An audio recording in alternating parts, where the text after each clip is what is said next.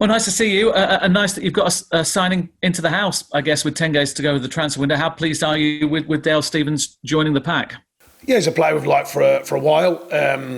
We tried for him a number of years ago and it didn't work to get the deal done. We have got the deal done now, obviously.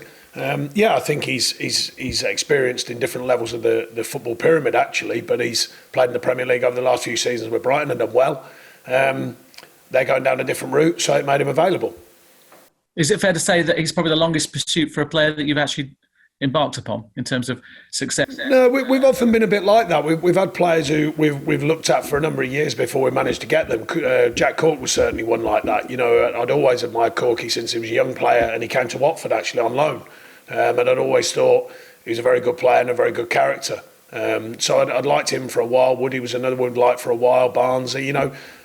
As I've said many times, it's not often that we can cherry pick the players. We often have to be patient until a period comes where maybe they've had a quiet time, or maybe they've, you know, as in Dale's situation, where a club have decided to go a different way and they become available.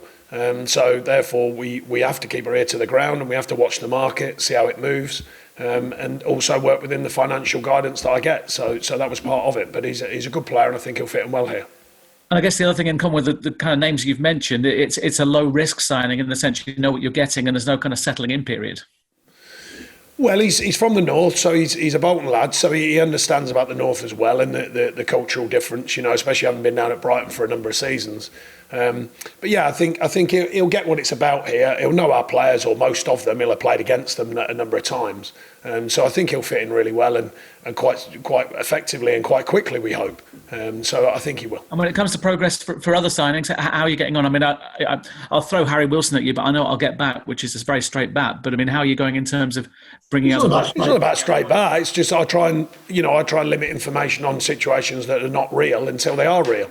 I mentioned about Dale Stephens after the Millwall game because I knew that it was more or less done. It was, you know, I's and T's dotted and crossed. So once that was done, and that was actively happening while the game was going on. So therefore, I got the news afterwards. It was virtually done.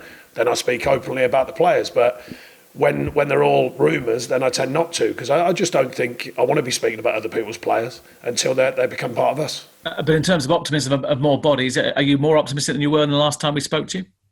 No, not really. I think there's a number of things we're considering, but it still takes that magic checkbook to get them done. So I'll just wait and see what happens.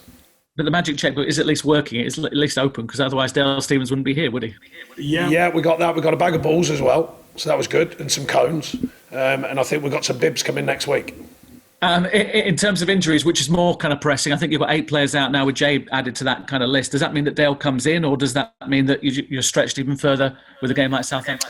Well, the good thing is he's been active in pre-season. He's had a few days where he's not done too much, but we tested him yesterday. He tested well, so we think he's got a good base fitness. So I'd certainly consider that he could go into the side, or a version of it in the squad, definitely. So that's helpful. Yeah, I'm waiting on news on J-Rod, or further news on J-Rod, but I'll be amazed if he's fit for Saturday. There's a chance, but I doubt it. So yeah, I mean, look, we are stretched. It's the good news, if you like, is that Barnsley has got another game, so therefore he's closer to fitness and he looks nice and bright in training, and he's looking back somewhere close to being right. Ben Mee's making progress, so there are some signs. Johann's, like I say, he's making progress now. It's still, it's not going to be days, but it's not going to be as long as we first thought, we don't think. I'm certainly hopeful in the next week we've got a chance with some of them players. If not, then I think after the international break, then I'd like to think they've all got a chance, them guys are being fit. So there is that side of it. It is looking slightly more positive, but it is very unhelpful when we keep losing players. And obviously we've lost J-Rod and I'm waiting on news for how long. But I mean, injuries give opportunities to other players. Are you seeing Josh Brownhill kind of settling in and blossoming perhaps sooner than he would have done without the opportunities the injuries have presented?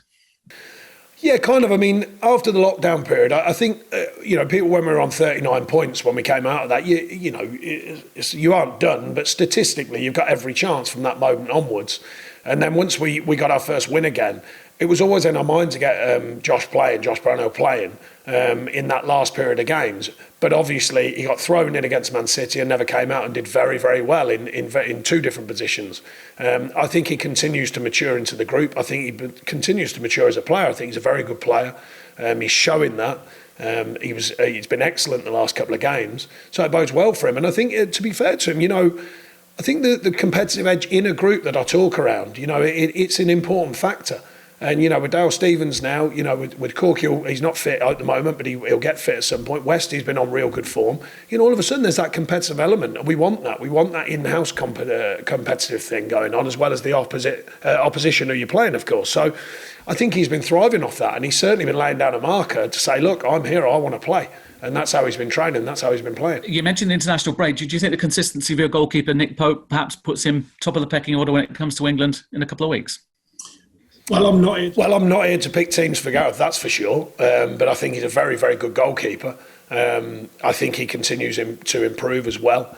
In his presence in the goal physically, we know he's a big guy. But the way he's handling himself, his voice, the way he's aggressive from his line and dealing with things, reading the play from a distance, I think he continues to improve.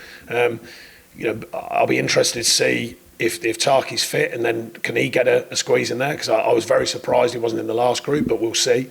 Dwight McNeil, I was even more surprised, so we'll see about him as well. But going back to Pope, he's a fine goalkeeper, but it's not my decision, whether he plays or not.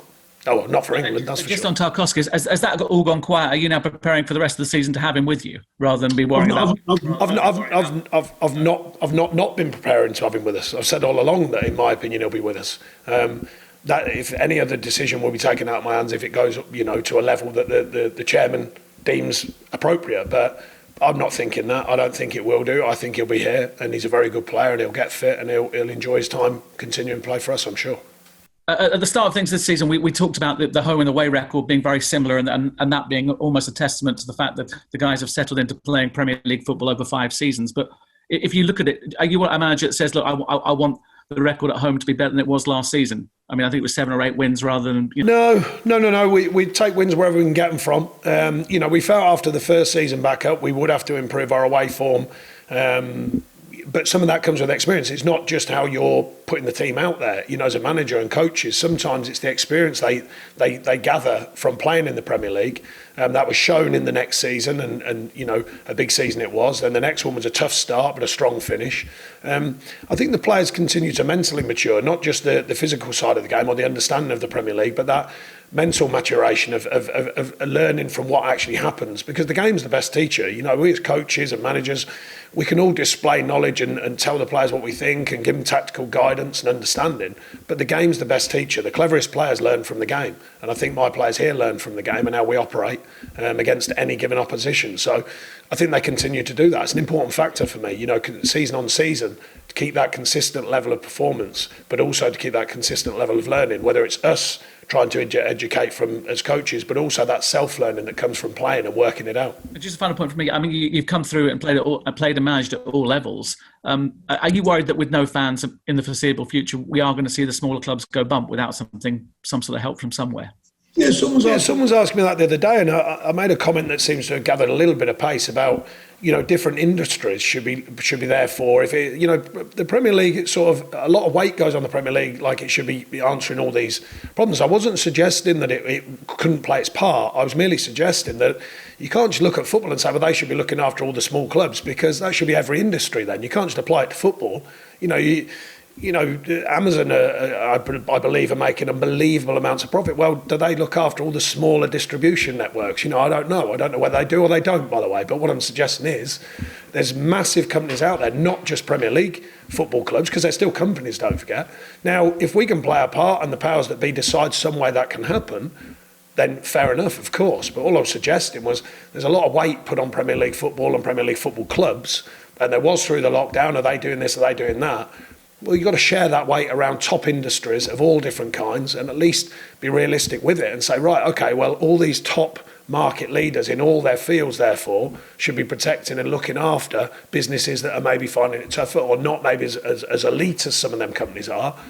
Well, that's got to go across the board. It can't just be Premier League football. I don't think. I think it's got to go across the whole thinking. But without any sort of funding from anywhere, not necessarily the Premier League, but if it comes from government, are we going to see these smaller clubs really struggle and maybe go out of business? I hope not. I mean, yeah, I had a fantastic time at varying clubs, from different levels in my career, and I enjoyed them all in one way or another.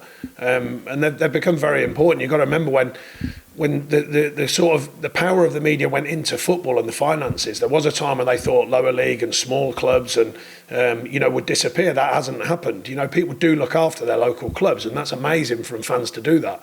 Now, if they can find a way, the government can find a way of helping football, then I think it is important. They're important things to the community. We all hope that this COVID situation gets some form of, we can get a stranglehold on it through medicine and stuff like that. If that happens and people can start coming back into the clubs, then I think it is an important part of communities. So if we can make sure somehow these clubs can see through this period, then I think the people will come and support them when they can, of course, and take it forwards. But there will be a bit in the middle where someone's got to support them. If it's the government, if the pyramid of football can help, if business can help, if local businesses can help, then that's fantastic. But I think it applies to all businesses, not just football. Hi, Sean. Yeah, Katie here from PLP. I just want to pick up on that point about fans, because earlier this week we heard that fans are not likely to be able to come back into stadiums until March at the earliest, which means that Turf Moor won't have had fans for around a year. Just explain how different that feeling is not walking out in front of a crowd at Turf Moor. Yeah, it definitely, there is a knock-on effect to it. It's even within yourself, it does feel peculiar, even though we've had a number of games now through the back of the lockdown last season. There is an oddness to it, there's a quirk to it, but on the pitch, I think the players have done well. I think a lot of the games have been a good tempo. There's been an edge to it. There's been a definite that winning feeling that people, both teams are fighting for. But I just think it's just we've got to do it, of course. But it does feel different. There's no two ways about it, and we've seen the stats change slightly with away wins and home wins and all that kind of thing. So there must be something that reacts in your own person, if you like, to adapt to a crowd, and now it gives you a lift. The other side of it, of course, some players find it tough in front of a crowd. It's some rise from it and need that energy. Some find it tough, and it might be a case where some are actually kind of more balanced when the crowd isn't there. So I think in a mixture across the board, I still think it's too early to tell how the crowd affects a group of players when they're performing. But my feel on it is it just takes away that edge. Fans are massively important in football and all sports, of course, but in football, very, very important. But of course, we know the bigger picture is more important. So therefore, we've got to do what we've got to do. So what's the mood like in the camp at the moment, especially bearing in mind we're hearing a rise in coronavirus cases and matches like Tottenham v Leyton Orient being cancelled with your recording 17 positive COVID tests? How are you and the club managing the players in the situation at the moment? Well, I don't think the players are overly worried for themselves. I mean, to my knowledge, the people who have tested in the Premier League have all been asymptomatic or minimal symptoms. So I don't think they're worried in that sense. But I mean, we follow all the rules. We follow all the guidelines. We encourage our players to follow as many guidelines as they can at home in their private lives. We can't cover everything, but we encourage that. Equally, though, we encourage them. They've got to live their lives as well outside of what we do here. Everyone's searching for the answer. We're just trying to play our part in doing our bit to help people find the answer, by doing what we can. We certainly have no control over the virus, that's for sure. All the rules, they're beyond our, sort of world, so we just adapt to them. And I think our players have done a good job, and I think football at large is doing a good job of it. Everyone's trying to do their bit. We're still distancing, we're still travelling in different ways, we're still doing all the things that we can do to play our part. And just finally, looking ahead to the match this weekend, Burnley are unbeaten in their last 7 Premier League meetings with Southampton. How are you approaching the game, especially knowing the threat Danny Ings poses up front? Yeah, well, it won't be just about Ingsy. They're a good side. They proved that, especially after lockdown. They had a very strong finish. They had a tough start last season, but a strong finish. Good group. They've got an energy to them. They get the ball forward quickly. They can ask questions. Ingsy has had a great season last season for sure, and we know he is a very good player. But they've got more than just Ingsy. They're a Premier League outfit, and they have been for a number of years. So I think we've got to remember that. We've got to remember that they are a team and it's not just about one player. But of course, you've got to be sharp, you've got to be tuned in. But that goes across the board in the Premier League. It's not just about one player on any team. You've got to be tuned into the whole performance. So I think that's what we'll be looking to do. Sean, just touching on the no crowds thing, have you got a bit more of a vested interest with your son being at Northampton? You really get a sense of how much of a struggle it is with no fans? Yeah, I don't think it's just about my son being involved at Northampton. I think my knowledge of the game across the board, having played at so many clubs down the years, just gives me a little bit more of an insight, of how important them clubs are to their communities, and likewise the communities to the clubs. But like I said, I think the debate on what's going on is it's a worldwide thing. So, there isn't the exact answer, I don't think. There isn't the perfect answer. I think we're just all searching for the best of the situation. I think all clubs across football will be looking for the best of the situation. So if every club can find a way, and there is help and guidance along the way from whether it be government or the pyramid of football, we'll wait and see. And I know fans have even played their part, or trying to, with the idea of paying for their seats and the like. They're trying to do their bit. But it's not easy times. It's not just about football. It's not easy times for loads of people out there. Back on the pitch, good cup win midweek and good to bounce back from the weekend?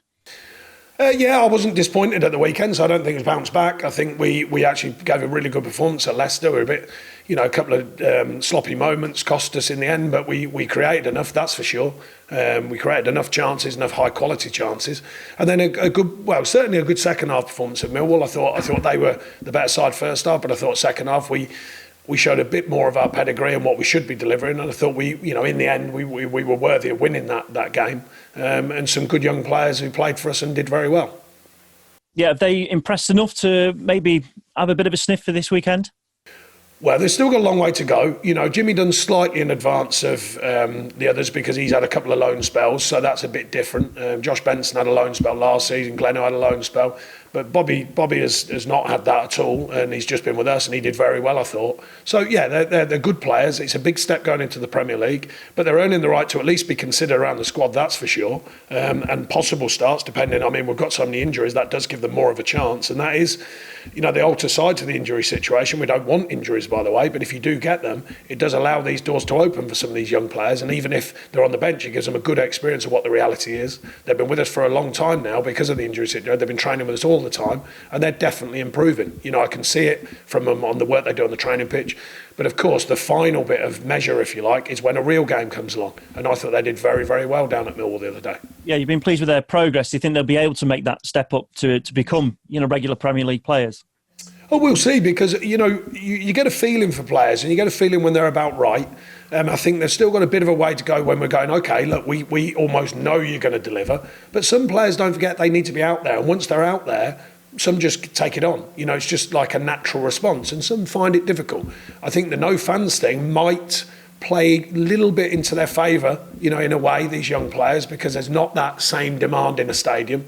On the other hand, as I mentioned earlier, some players need that demand, they need that edge from the fans. So that self-motivation is different when there's fans in the stadium sometimes. So I think for a young player at the moment, it's that mixed bag of getting a chance, concentrating and focusing on your game.